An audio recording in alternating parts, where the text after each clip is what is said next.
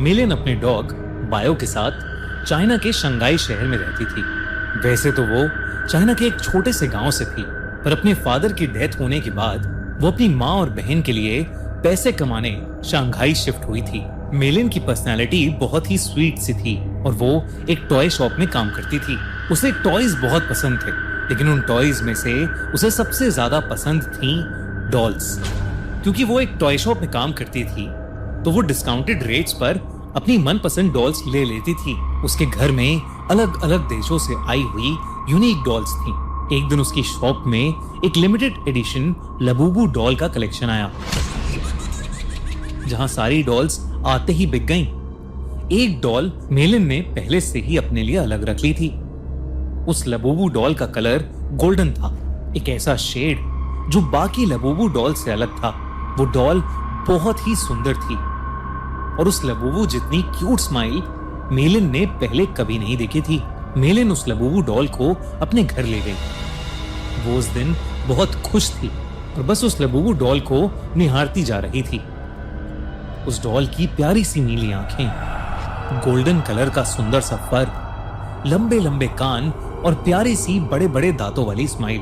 मेलिन ने उस लबूबू को जोर से गले लगाया, उसकी ढेर सारी फोटोज खींची और अपने डॉग बाओ को उसकी डॉल फैमिली के नए मेंबर से इंट्रोड्यूस कराया।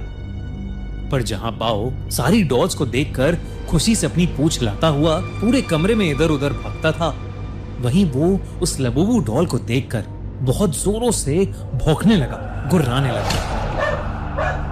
मेलिन को यह बात थोड़ी अजीब लगी, पर उसने सोचा कि बाओ शायद डर रहा होगा, तो उसने डॉल को अपनी शेल्फ पर रखा और सोने चली गई। मेलिन का डॉग बाओ, जो हमेशा उसके पास सोता था, उस डॉल को घूरता रहा और कमरे से बाहर भाग गया। अगली सुबह ऑफिस जाने से पहले बाओ लबूबू को देखकर जोर से भौंक रहा था। जैसे ही मेलिन घर से निकलने वाली थी, बाओ ने उसकी जीन्स पकड़ ली और उसे खींचकर उसके शेल्फ के पास ले जाने लगा। मेलिन ने बाओ को डांटा, लेकिन वो सुन ही नहीं रहा था। मेलिन ने गुस्से में बाओ को बाथरूम में बंद कर दिया और शॉप के लिए निकल गई। उस दिन उसका अपने टॉय स्टोर में सबसे खराब दिन गुजरा। हमेशा सबसे प्यार से बात करने वाली मेलिन अपने कस्टमर से लड़ पड़ी और उसे पता नहीं उस पर इतना गुस्सा आ गया कि वो उसके ऊपर चिल्ला दी। उसके बॉस ने उसी वक्त मेलिन को बहुत डांटा और उसे काम से निकाल दिया। मेलिन को कुछ समझ नहीं आया कि उसे अचानक इतना गुस्सा कैसे आ गया। वो रोते रोते वापस घर गई। उसने अपने बाथरूम का दरवाजा खोला और तभी बाओ जोर से भौंकने लगा, लेकिन रोती हुई मेलिन का चेहरा देखकर वो शांत हो गया और उसकी भी आंखों में आंसू आ गए। मेलिन उस रात जल्दी सो गई थी। सोते हुए उसे किसी की हंसी सुनाई दी, एक अजीब सी हंसी जो उसने कभी नहीं सुनी थी। तभी उसने देखा कि उसके कमरे के कोने में कोई खड़ा हुआ उसे घूर रहा है। अंधेरे की वजह से वो उसे ठीक से देख नहीं पा रही थी।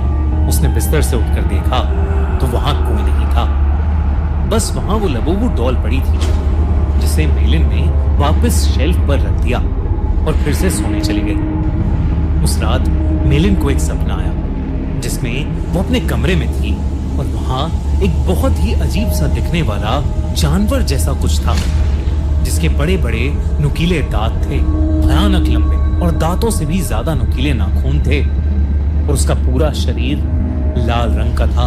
वो जगह जगह से सड़ रहा था। धीरे धीरे वो मेलिन के पास आ गया और उसका गला घोटने के लिए आगे बढ़ा। मेलिन डर के मारे जोर से चिल्लाई, पर वो जानवर उससे ज्यादा जोर से एक भयानक हंसी हंसने लगा और उसने अपने नुकीले पंजों से मेलिन पर अटैक कर दिया। डर के मारे मेलिन की आंख खुल गई, लेकिन तब उसने देखा कि वो लबूबू डॉल उसके ऊपर बैठी है। मेलिन की चीख निकल गई। उसकी चीख सुनकर उसका कुत्ता बाओ भागता हुआ कमरे में आ गया।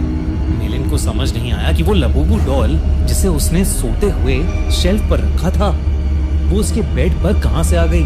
उसने ध्यान से उस डॉल को देखा तो वो डॉल अब पहले से ज्यादा हंस रही थी। मेलिन कुछ समझ पाती कि इससे पहले ही मेलिन के डॉग बाओ ने उस डॉल को अपने दांतों से खींचा और उसने उसके चिथड़े चिथड़े कर दिए। मेलिन पसीने से भीगी हुई थी और उसका सर दर्द से फट रहा था, इसलिए उसने बाओ को कुछ नहीं कहा। मेलिन ने उस लबूबू डॉल को डस्टबिन में डाला और बाओ को अपने पास बुलाकर फिर से सोने चली गई। जब वो सुबह उठी तो उसका सर पिछली रात से भी ज्यादा दर्द कर रहा था। साथ ही साथ उसके हाथों पर छोटे छोटे लाल दाने आ गए थे। बाओ भी कमरे में नहीं था। उसने बाओ को आवाज लगाई पर उसको अपनी बात का कोई जवाब नहीं मिला। मेलिन हॉल में गई लेकिन बाओ वहां भी नहीं था। वो पूरा घर ढूंढने लगी लेकिन वो कहीं नहीं मिल रहा था। आखिर में वो अपने बाथरूम में गई। बाओ बाथरूम में भी नहीं था, लेकिन जब उसने अपना चेहरा शीशे में देखा तो उसका पूरा चेहरा उन छोटे छोटे लाल दानों से भर गया था। ऐसा लग रहा था कि जैसे किसी ने उसे काटा हो। तभी बाथरूम मिरर में उसे दिखा कि उसके कंधे के पीछे कुछ भयानक सा था जो बिल्कुल उस जानवर के जैसा लग रहा था जो उसके सपने में आया था, और वो जोर जोर से हंस रहा था। पर जैसे ही मेलिन मुड़ी, वहां कोई जानवर नहीं बल्कि बाथरूम के शेल्फ के ऊपर लबूबू डॉल रखी थी। मेलिन को ये अपनी आंखों का धोखा लगा। उस लबूबू डॉल को तो उसके कुत्ते बाओ ने तहस नहस कर दिया था, तो अब वो डॉल वहां कैसे आ सकती थी? बल्कि अब उस डॉल के चेहरे की स्माइल एक प्यारी सी स्माइल से बदलकर एक बहुत भयानक हंसी में बदल चुकी थी। मेलिन अब घबरा गई थी और वो बाओ को आवाज देते हुई घर के बाहर चली गई, लेकिन वो आसपास कहीं नहीं मिल रहा था। जब वो वापस घर में घुसी तो उसके होश उड़ गए। वो लबूबू डॉल अब किचन के सिंक के पास पहुंच गई थी। उस डॉल के हाथ और दांत लाल पड़े थे। जब मेलिन ने सिंक के नीचे देखा तो उसके रोंगटे खड़े हो गए। वहां उसके डॉग बाओ की बॉडी पड़ी थी और उसमें से खून बह रहा था। ऐसा लग रहा था कि जैसे उसको किसी ने बुरी तरह नोच खाया है। बाओ मर चुका था और ये देखकर मेलिन की हालत खराब हो रही थी। उसे समझ आ गया था कि ये लबूबू डॉल कोई आम डॉल नहीं है। उसने इंटरनेट पर लबूबू डॉल से जुड़ी इंफॉर्मेशन सर्च करनी शुरू कर दी। इंटरनेट पर उसने न्यूज़ पढ़ी तो कई लोगों को उनकी लबूबू डॉल्स हॉन्ट कर रही थी। पूरी दुनिया भर में लबूबू डॉल्स के हॉन्टेड होने के ऐसे कई केसेस सामने आ चुके थे। लबूबू डॉल लोगों को बाइट कर रही थी और उनके साथ बुरी बुरी चीजें घट रही थी, जैसे उनकी जॉब चले जाना, उनका बीमार हो जाना या उनके किसी करीबी की मौत। ये सब न्यूज़ पढ़कर मेलिन और ज्यादा डर गई थी। उसे समझ आ गया था कि उसकी लबूबू डॉल हॉन्टेड है। उसने देरी न करते हुए डॉल में आग लगा दी और उसकी राख को एक जार में डालकर पास की नदी में बहा दिया। उस रात ये सारा किस्सा उसने अपनी छोटी बहन को फोन पर बताया। मेलिन को लगा कि शायद अब उस लबूबू डॉल से उसे छुटकारा मिल गया है, लेकिन अगली सुबह मेलिन के घर से उसकी डेड बॉडी मिली और उसकी बॉडी के पास वही लबूबू डॉल पड़ी थी।